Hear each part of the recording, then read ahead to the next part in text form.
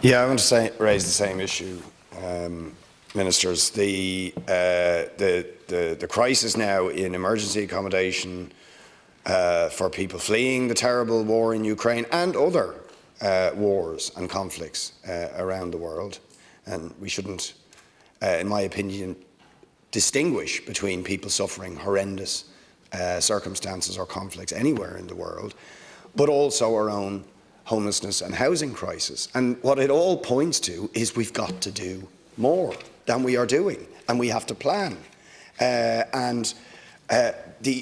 Simple things that should be done, and we've been calling for them, is all evictions into homelessness should stop now. This is an emergency.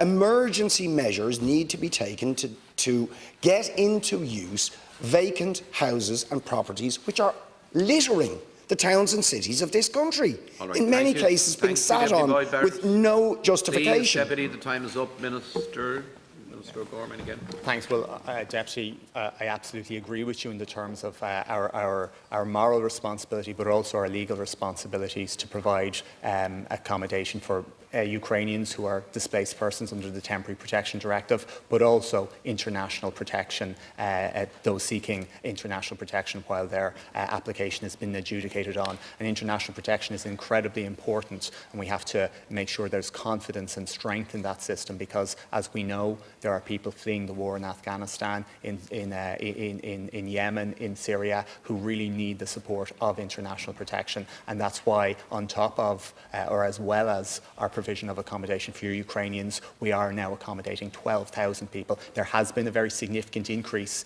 in international protection applicants. And there's a range of factors post-COVID. I would argue that the changes in the UK in terms of their policy as well has also had a significant impact in that really large increase in the number of seeking international protection here. Deputy Lowry.